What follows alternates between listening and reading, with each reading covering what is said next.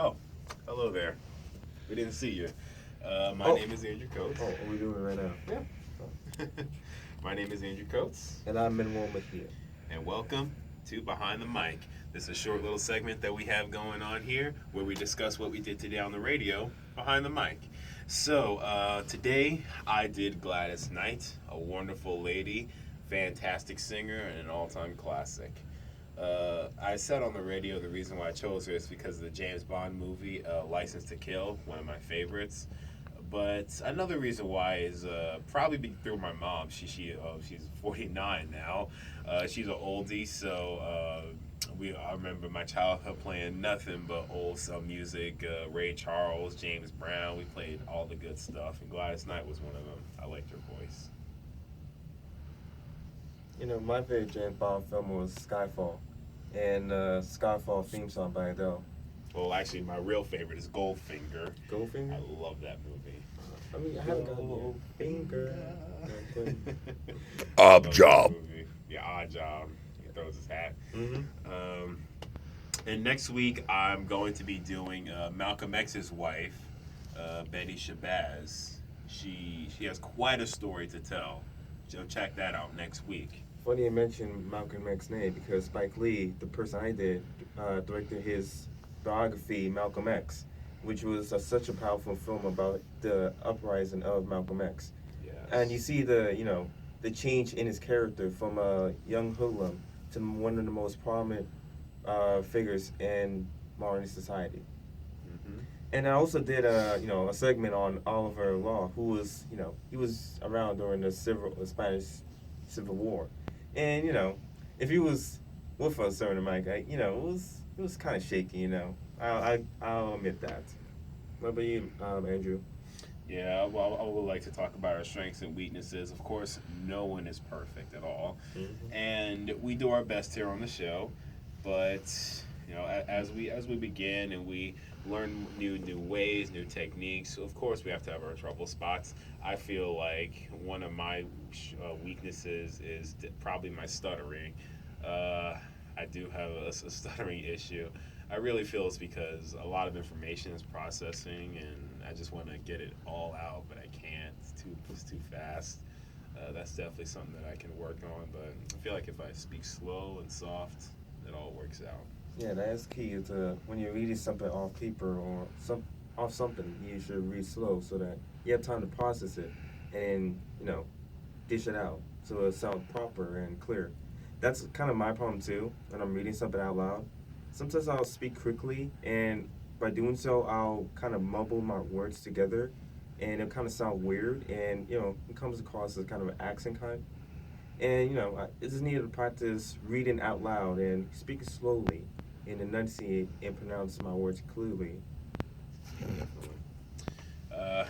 It's funny. Today, all three of us actually had a conversation about what our favorite book is. It's always a good conversation. Mr. Bay, tell us what your favorite book is. Spook who sat by the door.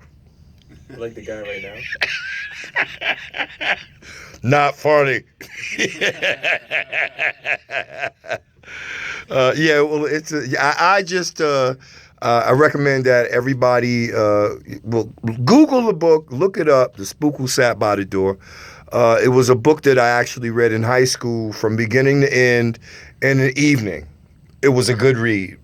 Especially for a young kid growing up in the inner city. It gave me a feeling, believe it or not, of empowerment. It helped me to aspire to know that maybe I could get out of the neighborhood and be the one. I won't tell you anything else further. Andrew, what was your favorite? My favorite book is The Strange Case of Dr. Jekyll and Mr. Hyde by Robert Louis Stevenson. I love that book so much because I consider it the best book about psychology that's not about psychology, because the book really details the dual nature of the human soul that each and every one of us has. While society has us as everyone is a Dr. Jekyll, a well upstanding person, a abiding by the law. Oh, my bad. Doing what you need to do. That's Dr. Jekyll coming out. So we're all taught to be a Dr. Jekyll. We respect authority. We go along with our business, and we're good people. We just daily lives. However, each and every one of us has a Mr. Hyde within us, a person with many desires, many things that we want. And Luke, I am your father. Come to the dark side. Yep, that's it right there. So every one of us has a Mr. Hyde in us where it's just nothing but pure emotion, and we don't care what people say. We just go, we just take, we get. And I feel like it explains that beautifully, perfectly, the dual nature of all of us. Oh, I should read that book. Mm-hmm. Favorite book? Me, I don't necessarily have a favorite book. Well, tell us the one that you mentioned. Oh, well, in high school right now, we're reading the Greek Gatsby. I already read it prior to this year, but in this lesson we had, we talked about, different themes that the Great Gatsby tackles, such as, social class, corruption, and ambition. And the Well, tell the audience what you told us. Well, I told the audience that Great Gatsby is the story What you told us. I kind of forgot. But I'll try to reminisce what I just said. Anyway, I told you guys that how the Great Gatsby was about a man who had dreams of getting riches by the means of American dream. An American dream of, if you come to America, your wildest dreams will come true. And that's what Gatsby believed in. That if you work hard enough and he had great ambitions, you'll be successful here in America. But the thing is, Gatsby had to do so through means of corruption. He was a bootlegger. And during the 1920s, that was during Prohibition time. So alcohol was bad. So you had the rise of mobsters like Al Capone, who was one of the most prominent gangsters in that time. Gatsby, he was a bootlegger. And it's like someone selling drugs. No one likes that, but that's how he got riches. And Gatsby believed that through the means of working hard, that he can be successful. And that's kind of like the faults of America, because unless you have an in already in society, you're not going to be successful. Oh, unless you're rich already? Yes, because it talks about the old. Unless you're well off? Yeah. Andy's got money for us. He's handing out thousands of dollars. Let me stop. Go ahead. I interrupted you. Yeah, it talks about the old rich and the new rich. The old rich were people that already got their money, and they inherit their money from their families. New rich are people that gain their money. That's what Gatsby is, and there's a different social class between those two. The old rich, they only care about themselves. They're greedy. They don't care about anyone else. They think they're above everyone else. The old rich, you can say they care about everyone because they started from the bottom and now they're in the top. And I think that's powerful because it helps you understand that society is such a weird creature. I don't know. It's like it's a Dr. Jekyll and Mr. Hyde kind of thing. Like you have the good and you have the evil, and then this. Society. Let me help you. Would you say that society is contradictive? Of course, it is. So they tell you. They tell you one thing, but then go ahead. They push you off your feet, and it's another. They tell you one thing, and what? They push you off your feet, and it's another thing.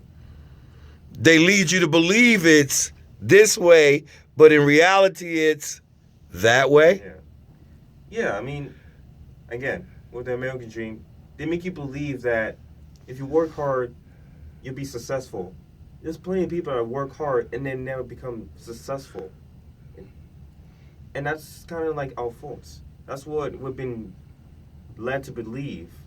And that's what the book is trying to say, that sometimes when you work hard, you're not going to be successful in the way that you want to be successful. You're going to have to find other means to do so. And in the process of that, you lose yourself. You lose what you... You can lose yourself. Yeah. Yeah. I feel like this also ties into another thing with Dr. Jekyll and Mr. Hyde. The whole thing with Dr. Jekyll hiding all of his real thoughts and beliefs and things, because back in Victorian England around the time they used that as a great model. It was very strict standards, and if you didn't abide by them, you really were considered a fish out of water. You were looked down upon greatly for just being one piece of clothing off, really. And the fact that Dr. Jekyll, he had a tough time of conforming to this society, because he really wanted to let out the Hyde within him, but he had already built up such a good reputation as a reputable doctor that he had to make a potion and become a whole new person in order to let out his true feelings. And I believe that's a good analogy for today, how we have a society that's built up, and the people who don't conform to that, the Mr. Hydes, so to speak, they're looked down upon like Mr. Hyde. They're seen as monsters, bad people, degenerates. They're not good. They're not part of society, and it's something that we really all have to think about. We honestly, a world full of Dr. Jekylls to me would be a boring world. Okay, let's wrap, guys. Well, thank you for watching Behind the Mic. Thank you very much. It's always a pleasure. Well, and happy Memorial Day. Yeah, well, you have to mention how did that start real fast. Yeah, before we go, Memorial Day, as a few of my history buffs know, started during the Civil War. However, you may not know that it was Black Americans who started Memorial Day, because they were commemorating their fallen soldiers, and eventually it grew on to everyone else. It happened in World War I as well, and it became a national holiday. But it did start with the Black Americans. Do not be fooled. Do your research and stay smart.